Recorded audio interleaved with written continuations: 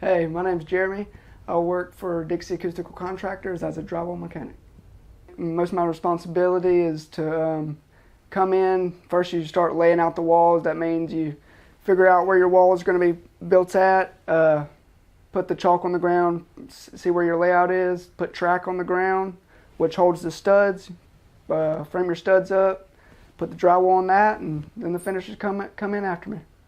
When I come to work, first thing you do, get your tools out of the game box. Obviously, Drywall Mechanic is usually going to use a pair of snips to cut studs with, say a square to cut sheetrock with, sheetrock knife, screw gun, impact, things like that.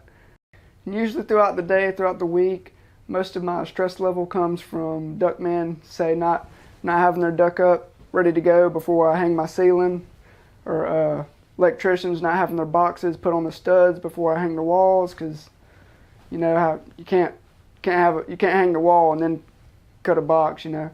So that's where most of my stress comes from. But as long as it's coordinated pretty well and ductmen, electricians are ready, then plumbers have their stuff on the wall, I'm ready to go.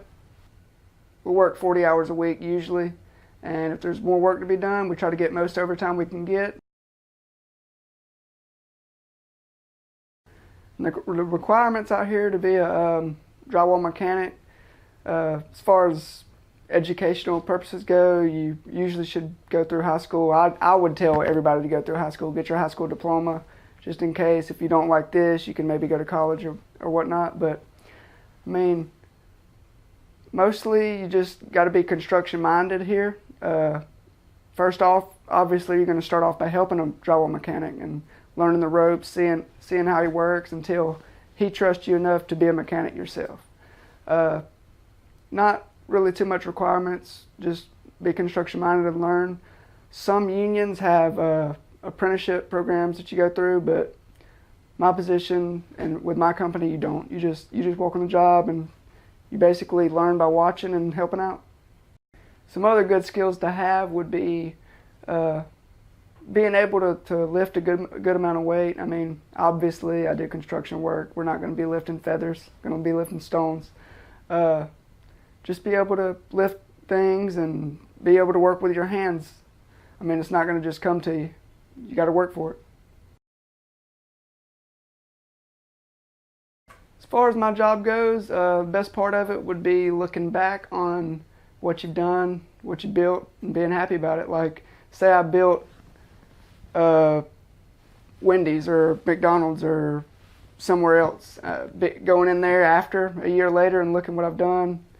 I think that's the best part about it. The worst part, I would say, is worrying about getting hurt, because it's not if you get hurt. I think it'll be when you get hurt. Usually doing what I do, there's no cut off limbs or anything. You may get little cuts on your fingers, but I mean, that's part of it. You gotta get your hands dirty and work hard. Also, another thing you have to be ready for as a drywall mechanic, or learning to be a drywall mechanic, would be ready to get dirty. It's not always going to be spiffy clean when you walk into somewhere. You may be outside framing a house. You may be in the dirt somewhere. You just got to be ready to work hard, get dirty.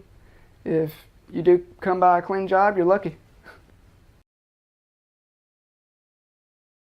My final advice to any student, anybody out there to maybe think they want to do construction or anything, try it out first. Maybe go work as a construction worker at a summer job, or help your dad or uncle or brother, somebody out on the weekend. See if you like it. If you don't go to a company and make them think you know everything and stuff. Just, you got to learn that you're going to be a helper first and work your way up the totem pole.